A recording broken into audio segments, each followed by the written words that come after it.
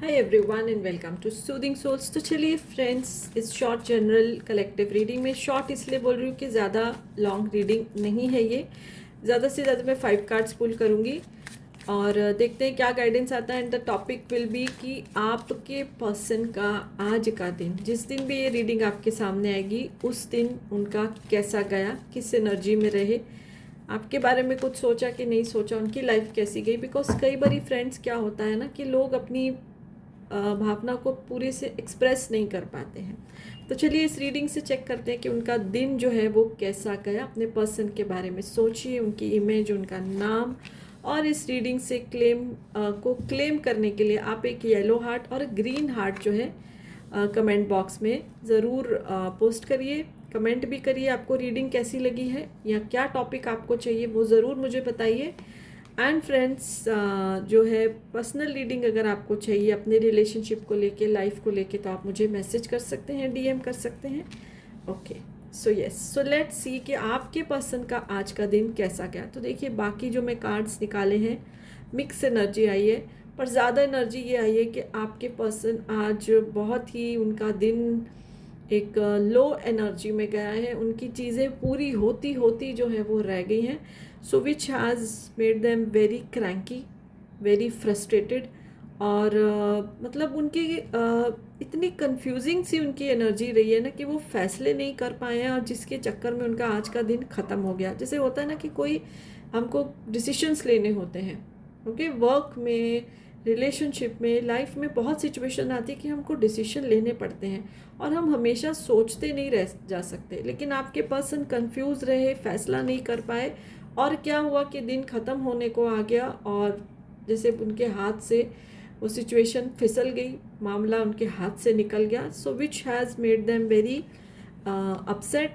ठीक है, आपको उन्होंने बहुत याद किया, आपका सपोर्ट उनको चाहिए था, बट क्योंकि वो खुद इतनी लो एनर्जी में थे आपको कॉल मैसेज नहीं कर पाए। और शायद यू आर वंडरिंग टुडे कि आज क्या हुआ है उनको। और मे बी ये गाइडेंस देखिए आपके सामने आ गया कि उनका दिन ऐसा गया है, ऐसा उनके साथ हुआ है कि खुद जो वो दोराहे पे खड़े रहे और फैसला नहीं कर पाए, और टाइम उनके हाथ से फिसल गया, जिसकी वजह से हो सकता है उनको कुछ लॉसेस भी उठाने पड़े हों।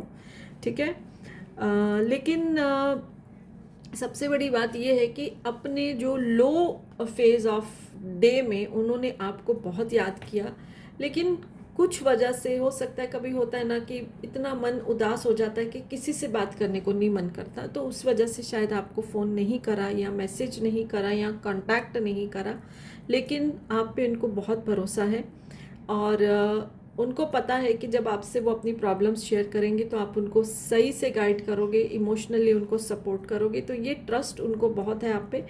तो यानी कि आपको उन्होंने जैसे बहुत याद किया, उनको लगता है कि आप दोनों का जो है इतना ही एक इमोशनल बॉन्ड है कि कोई भी मुसीबत आए आप हमेशा उनको जो है वो सपोर्ट करोगे।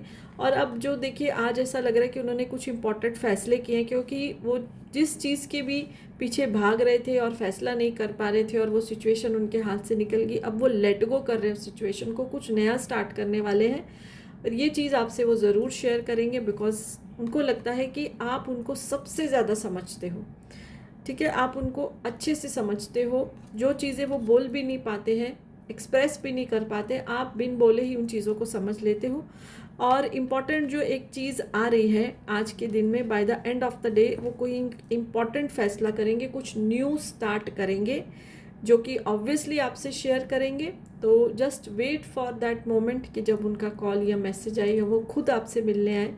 अगर आप हस्बैंड वाइफ हो तो जैसे होता है ना कि काम ख़त्म करके शाम को घर आते हैं, तो तब उस समय का वेट कीजिए, और वो ज़रूर आपको बताएंगे something they have decided to start new. एक नया जो है वो कुछ स्टार्ट करने वाले हैं। ये कोई जॉब भी हो सकती है उनकी नई, अपनी जॉब में शायद वो खुश नहीं थे और अब उतना वो नहीं टॉलरेट कर पा रहे, तो कुछ नया जॉब भी स्टार्ट कर सकते हैं, नया काम भी स्टार्ट कर सकते हैं। कुछ भी नया स्टार्ट करने की एक जो है ज़िद और एक फ़ैसले के साथ वो अपने दिन को ख़त्म करेंगे और ज़रूर आपसे शेयर करेंगे।